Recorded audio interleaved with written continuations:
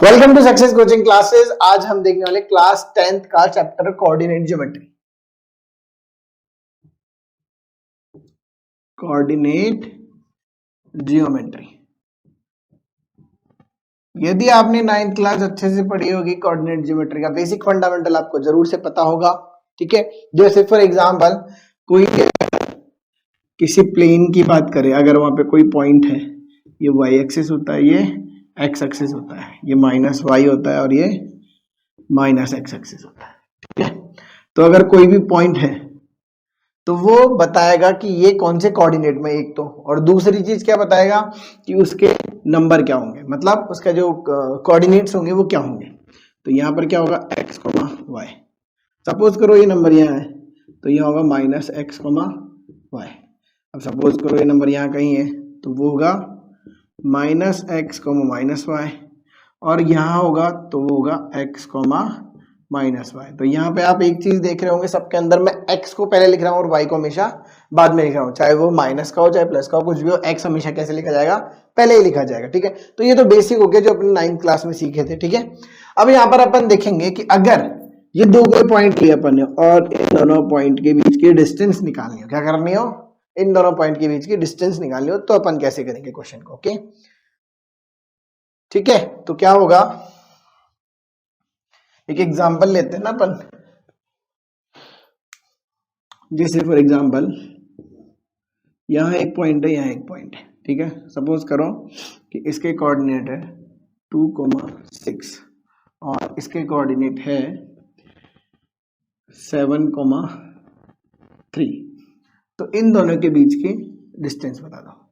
ठीक है, तो इन दोनों के डिस्टेंस निकाल दोगे तो तुम पता नहीं कैसे करोगे, आई डोंट नो, लेकिन इसका जो फॉर्मूला होता है ना, इसको मैं क्या दे दूंगा, इसका नाम दे दूंगा पी और क्यू। तो अपन उस फॉर्मूले को डिनोट भी पी और क्यू से ही करेंगे। तो उसका जो फॉर्मूला होता है वो क्या होता है, x2 माइनस x1 का whole square plus y2 minus y1 का होल स्क्वायर। ओके, अब तुम पूछोगे सर x2 कौन सा है, x1 कौन सा है, y2 कौन सा है, y1 कौन सा है। तो क्या करेंगे अपन, जो ये वाले कोऑर्डिनेट है इनको बोल दो अपन x1 और y1, और ये वाले कोऑर्डिनेट है इनको बोल दो x2 और y2। अब तुम कहोगे सर ये कैसे पता लगा कि यही x1 y1 है, ये भी तो हो सकते थे। हाँ, हो सकते हैं, बिल्कुल हो सकते हैं। अपन क्या होगा, अपन चाहे इसको मान लो x1 y1, चाहे इसको मान लो x1 y1, तो दूसरा क्या मानना पड़ेगा, x2 y2 मानना पड़ेगा। ठीक है, क्लियर है बात मेरी। तो अपन किसी को भी x1 y1 और किसी को भी x2 y2 मान सकते हैं, लेकिन x1 के साथ एक y1 ही आएगा और x2 के साथ y2 ही आएगा। क्लियर है बात मेरी। चलिए अब अपन करते हैं, तो अपन ने ये मान लिया, तो अपना x2 क्या हो गया बताइए, x2 क्या हो गया, x2 हो गया अपना 7। देखो 7 रख दिया भैया अपन ने। अब x1 कितना है अपना 2 है, ठीक है जी, यहाँ पे होल स्क्वायर है, प्लस y2 कितना है, y2 देखो 3 है क्या, यस 3 है, और यहाँ पे 6 y1 कितना है 6 है। ओके, तो यहाँ अपने पास हो गया 3 माइनस 6 माइनस 3 का होल स्क्वायर।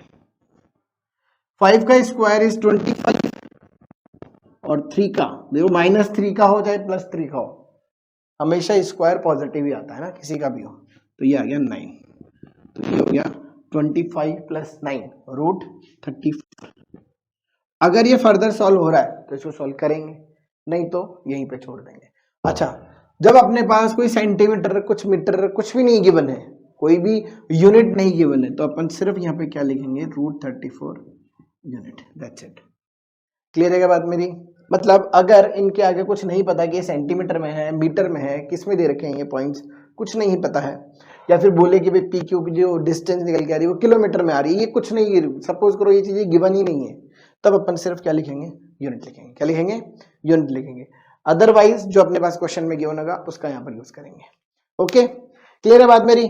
तो ये एक फॉर्मूला हो गया जिसको बोला जाता है डिस्टेंस फॉर्मूला। क्या बोला जाता है इसको, डिस्टेंस फॉर्मूला। ओके, तो ये इस चैप्टर का पहला फॉर्मूला है, डिस्टेंस फॉर्मूला। ठीक है, ठीक है, तो अपन एक एग्जांपल लेते हैं।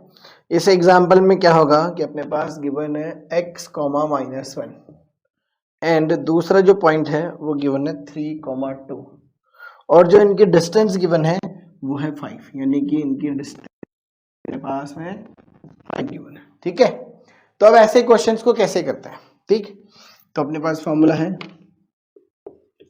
P Q is equal to root x2 minus x1 का whole square plus y2 minus y1 का होल स्क्वायर। तो x2 कितना है 3 माइनस x का होल स्क्वायर और y2 कितना है 2 माइनस माइनस 1 का होल स्क्वायर और पी क्यू कितना दे रखा है आपने को 5 दे रखा है, ठीक है जी 5 हो गया। यहाँ पर 3 माइनस एक्स का होल स्क्वायर प्लस ये कितना हो गया माइनस माइनस प्लस हो गया तो ये हो गया 3 2 प्लस 1 3 यानी कि 3 का स्क्वायर तो 5 बराबर। अच्छा अब देखो अब क्या हो गया सर यहाँ पे रूट है या क्या ये रूट से ये स्क्वायर कट जाएगा, नहीं कट सकता। क्यों? क्योंकि बीच में एडिशन या सब्ट्रैक्शन होता है ना तब नहीं कटता है, ठीक है। मल्टीप्लाई या डिवाइड होता ना तब फिर भी कट जाते रूट से स्क्वायर, ठीक है। लेकिन अगर एडिशन सब्ट्रैक्शन है तो अपन उनको नहीं काट सकते दो स्क्वायर्स के बीच में, ओके। तो क्या करेंगे स्क्वायरिंग बोथ साइड, क्या करेंगे स्क्वायरिंग बोथ साइड या ऐसा बोल सकते हैं कि रूट को उधर ले गए, जैसे अपन मल्टीप्लाई को इधर लेके जाते हैं तो वो डिवाइड में होता है ना, वैसे ही यार रूट को अगर इधर लेके जाते हैं तो वो स्क्वायर में कन्वर्ट हो जाता है। दोनों बात सेम ही, ओके। तो यहाँ हो जाएगा 5 का स्क्वायर और यहाँ हो जाएगा रूट में 3 माइनस एक्स का होल स्क्वायर प्लस 3 का स्क्वायर कितना हो गया अपने पास 9, इस पूरे का होल स्क्वायर, ओके। नेक्स्ट क्या हो जाएगा 5 का स्क्वायर हो गया 25, ओके। स्क्वायर से रूट कट गया और 3 माइनस एक्स का होल स्क्वायर प्लस 9, ठीक है। 9 को इधर ले आओ 25 में से 9 गए, ये कितना हो गया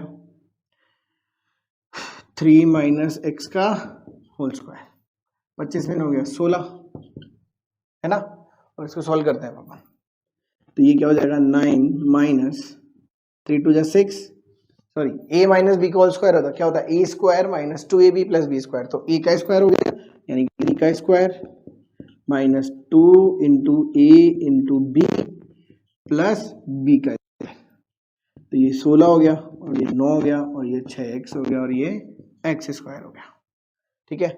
16 को उधर लेके जाओ तो क्या हो जाएगा x square minus 6x minus 16, तो ये हो जाएगा x स्क्वायर माइनस 6x, 16 में से हो गया 7 बचेंगे माइनस का 7, ठीक है। तो अब अपने को चाहिए माइनस का 6x और मल्टीप्लाई करने पर माइनस का 7, तो ये हो जाएगा x square minus 7x plus x minus 7, ठीक है। तो यहाँ पे x कॉमन आ गया तो ये आ गया x माइनस 7 प्लस यहाँ कुछ कॉमन नहीं है तो 1 कॉमन आता है x माइनस 7, यहाँ पे क्या बचा x plus 1 and x minus 7, यानी कि अपने पास यहाँ पर x की दो वैल्यूज पॉसिबल है, x की दो वैल्यूज, एक तो x plus 1 is equal to 0 it means x equal to minus 1 और दूसरी value x minus 7 is equal to 0 तो x इक्वल टू 7, तो ये दोनों वैल्यू अपनी x पर पॉसिबल है, ठीक है। जनरली ऐसा ही होगा, जनरली अगर अपने को इनमें से किसी एक की वैल्यू निकालनी होती है ना तो इसी तरीके से दो वैल्यूज आती है, ठीक है। कभी भी ये मत सोचना सर एक ही आनी चाहिए दो, कुछ नहीं, ऐसा कुछ नहीं, दो वैल्यूज ही आएगी, ठीक है। जनरली दो वैल्यूज आती है, ओके क्लियर है। तो इस तरीके से अगर कोई भी क्वेश्चन आए जिसमें x या y की वैल्यू पूछ रहा हो तो आपको इस तरीके से सॉल्व करना है, ओके।